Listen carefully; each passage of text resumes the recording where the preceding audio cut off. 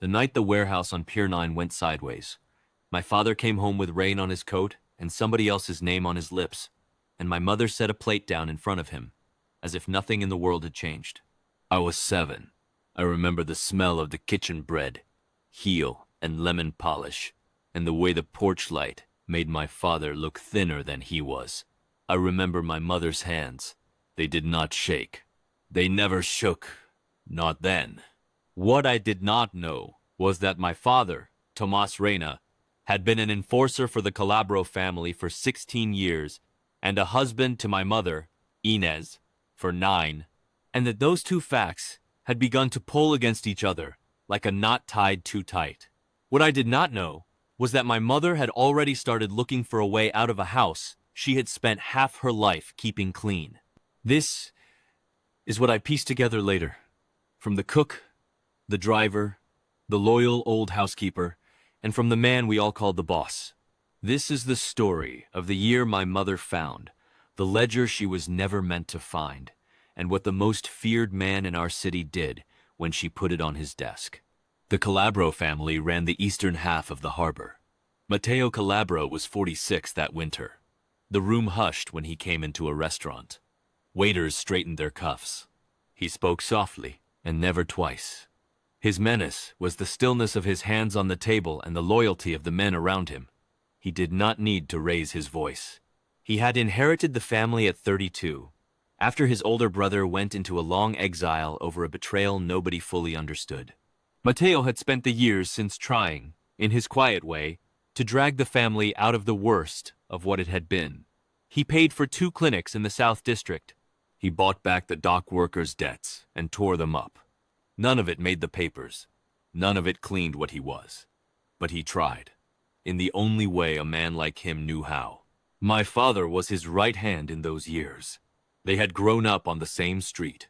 Tomas was the one Matteo trusted to read a room before he walked into it, the one he sent when an arrangement needed to be made, the one who came back with the matter handled and his coat clean. My mother had not known any of it when she married him. She had been a seamstress at the back of a tailor's shop on Linden Street. Tomas had come in for a cuff to be turned, and he had looked at her, really looked at her, and the next week he had come back for nothing in particular. She had thought he worked for the family in some quiet office way. He let her think it for a year. Then, he sat her at the kitchen table and told her the truth in 3 short sentences, and waited. She had stayed. That was the choice she made at 23, with her hand flat on the wood.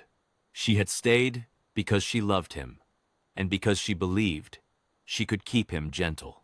She had believed that for a long time. The Pier 9 job had been a meeting that turned. A rival branch had come with terms. The terms were a cover. My father had read the wrong shadow on the floor a half-second before everyone else, and the meeting had become something else. And at the end of it, 2 men were not going home, and one of them was not on our side. My father came back to us with rain on his coat and a long look in his eyes. My mother set a plate down. She kissed the top of his head, where the hair had begun to thin. She said, "Eat, Tomas." She did not ask. That was the night the knot inside her began, very quietly, to slip. In the weeks after, my father slept badly. He sat up at the kitchen table when the rest of the house was dark. He wrote in a small black book short rows, the kind of rows that look like numbers to anyone who does not know the shape of them. My mother saw the book once, on the lip of his coat pocket, and she looked away from it on purpose. She did not want to know. For a long time, my mother had been very good at not knowing. It was the box in the hallway closet that undid her. A leak from the upstairs bathroom had soaked the old shoe boxes on the top shelf. My mother climbed up to bring them down, and the bottom of the 3rd box gave out in her hands. Papers slid across the hallway floor. She knelt to gather them. Then a name on a slip caught her eye. A baker on Sutton Street, whose son had served with my father in the old days, a son who had crossed the family and been told to leave the city, and had left. The slip was a list. 5 names. Beside each, a place. Beside each place, a date and a small, careful sum.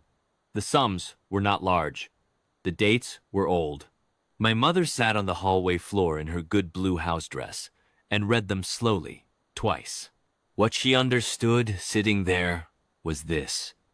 For years, quietly, her husband had been pulling money out of his own share of the family work and sending it under other names to the people the family had hurt. Widows. A boy whose father had not come home. The baker's son in another city, who had had to begin again. My father had been bleeding redemption through the ledger of his own life for almost a decade, and no one in the family knew. Not even Matteo. She sat there a long time. Then she stood, gathered every sheet, and put them into a clean envelope. She did not cry. She did not speak of it to my father that night, or the next. She set the envelope on the high shelf in her own closet, and she watched my father carefully for 3 days. What she saw broke her not because it was new, but because she suddenly understood it. My father was trying to outrun what he was, one quiet payment at a time. He had been making a private case for himself, in numbers, for years. And the case was thin. A man cannot scrub a life with money. He had been trying anyway. He had been trying because of her. And because, in the room down the hall, there was a 7-year-old who had begun to ask him, at bedtime, what he did at work. On the 4th day, my mother put on her gray coat and walked to the Calabro house alone. The housekeeper, Signora Doro, opened the door and stopped, surprised. My mother had been to the house twice in 9 years, both times for Christmas, with my father at her elbow. She stood now on the step with the envelope and said only, "I would like to see Matteo." Signora Doro looked at her face and did not ask why. She walked her down the long hall to the study with the green lamp, set out coffee, and closed the door. Matteo Calabro rose from behind the desk. He did not smile. He never did. He inclined his head. Ines, my mother did not sit. She set the envelope in the center of his desk. "I found this," she said. "I think you should know." He looked at her. He looked at the envelope. He opened it slowly. As a man opens a letter he is not sure he wants to read. He spread the sheets across the desk. He read them. Ines stood with her hands folded in front of her, the way she had stood at the back of the tailor's shop at 22, waiting to be told what the customer wanted. When he had read them, Matteo did not speak. He stacked the pages very neatly. He set his palm on top of the stack. Then, slowly, he sat down. He looked at his own hand on the paper, as if he had never seen it before. "He is afraid you will be ashamed of him," Ines said quietly. Matteo lifted his eyes to her face. There was a long silence in that room. The green lamp ticked. "And you?" he said. "I am not ashamed," she said. "I am tired. I am asking you to let him go. I am not ashamed. Bien dia." He did not answer at once. He walked to the window and stood with his back to her, hands behind him. Outside, a blackbird hopped on the empty fountain. "He has been my hand for 16 years, Matteo said at last. "He has come back to me from places I should not have sent him." "Yes," Ines said, "and he has been trying, on his own, to repay what he has cost. You did not know it. I did not, until last week. He cannot say it. He never will say it." Matteo turned. He looked at her a long moment. What the cook would tell me, years later, was that no one in that house had ever spoken to Matteo Calabro the way my mother spoke to him that morning, and he had heard every word of it and not flinched. "What do you want, Ines?" he said. "I want my husband to come home and stay home," she said. "I want the 7-year-old in our kitchen to ask him about his day and to be told the truth. I want a small house in a town where no one knows the name Calabro. I want him to have time to be sorry. I want him to live long enough to teach our daughter to ride a bicycle." She did not raise her voice. She did not cry. The blackbird outside lifted off the fountain. Matteo Calabro looked at her, the woman who had married his right hand and never asked for a thing.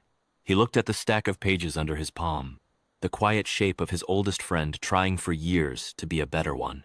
He looked, the cook would say, like a man who had just been shown a mirror he had been refusing to lift. "He will not let me let him go," Matteo said. Not while there is a rival branch still angry about Pier 9. He will not leave me undefended. You know that. Yes. So you came to me, he said, because you knew I am the only person on this earth he will obey. Yes. Matteo sat down. He folded the pages with great care and put them in his inside pocket. He pressed his palm flat against his chest. Once, briefly, as a man might press a wound. I will speak to him tonight, he said. He will offer me his resignation in shame. I will not accept it as shame. I will accept it as a debt I owe him, finally paid in a different currency. And the rival branch is my problem, Ines. Not his. Not yours. It has been my problem since the day my brother left this house. My mother's eyes closed for a brief second. Thank you. Do not thank me yet. Thank me when the moving truck is in your drive, and the deed is in your name, and the road behind you is empty. He looked at the desk. He has been carrying it for 10 years, and I did not see. You see it now, she said. He nodded. Once. She did not stay for coffee. She walked back down the long hall and out into the gray morning. Signora Doro watched her go, and crossed herself, and went back inside to where her employer stood with one hand on the green lamp. What happened over the next month I learned in pieces, much later, the way a daughter learns the truth of her parents sideways, from old people willing at last to speak. Matteo spoke to my father that same night. The driver who waited in the hall said only that 2 grown men sat very still for a long time, and that when my father came out his face was wet and his shoulders were down, and that Matteo walked him to the door himself, which he had never done for anyone. My father came home and sat on the edge of our bed, and looked at my mother and said, "He knows." She put her hand on his face. I know. The rival branch was handled, in Matteo's slow and quiet way, over the next 3 weeks. No shot was fired in our city. A long-buried understanding from before my father's time was honored. 2 men who had been making trouble were sent on long trips by other men who owed Matteo favors going back 20 years. A door closed. The harbor, for the first time in a long while, was quiet. None of it touched our house. On a Tuesday in March, a moving truck came into our drive. The cook from the Calabro house drove down himself to help my mother box the dishes. Signora Doro brought a tin of almond cookies for me and pressed a small enamel cross into my mother's hand. Matteo Calabro came to our kitchen that afternoon in a dark suit. He stood in the doorway as if he had forgotten how to enter an ordinary room. My father met him there. They did not embrace. They held each other's forearms for a long second, and that was a great deal. Matteo crouched down to where I was standing, half hidden behind my mother's coat. He looked at me a long moment. I remember his face very clearly. Even now, the still eyes, the small softening around the mouth. He said, "Your father is a good man, little one. Better than he knows. You remind him of that when he forgets." I nodded because my mother's hand was on my shoulder, and because I knew, even at 7, that this was a man people did what he said. He stood. He put a thick envelope into my mother's hand. "The deed," he said, "and a sum. Do not argue with me about it, Inns. It is from me. It is what I owed him, and never paid in the right currency." He glanced at my father. "Go, Tomas. Go and learn how to be at home. Tomas." My father's eyes filled. He could not speak. He bent and picked me up and carried me out to the truck. We drove north that afternoon. The house in the small town was white with a green door. There was a garden in the back where my mother planted lemon trees that first spring. My father learned, slowly, how to be in a room without watching the doors.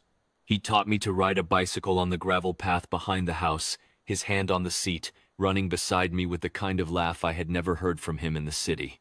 He was sorry, for the rest of his life. In the quiet way a good man is sorry. He never wrote in a small black book again. Matteo Calabro lived 11 more years. He did not come to our house. He sent, every Christmas, a wooden crate of oranges from the South District, and every year on my birthday a card with no signature, only a sprig of dried lavender pressed inside. On the day he died, my mother put on her gray coat and took the train down and sat at the back of the church and did not introduce herself to anyone, and came home that night and held my father a long time in the kitchen, the two of them not speaking. I am 41 years old now. My mother is buried beside my father in the small green cemetery behind our town. I am the one who tells this story, because I am the only one left who knows all of it. What the cook told me, what the housekeeper told me, what my mother told me, slowly, in the last year of her life. What I have come to understand, with the long view a daughter eventually earns, is this. My mother did not save my father by being clever. She saved him by being clear-eyed and unafraid in a room full of men who were neither. She walked into the most feared house in our city and put a stack of pages on a desk and asked, in plain words, for the one thing money cannot buy, to be allowed to come home. And the man behind that desk, who had spent his whole life being feared, had been waiting, perhaps without knowing it, for someone to ask him for that kind of thing. That is the redemption I learned in our White House with the green door.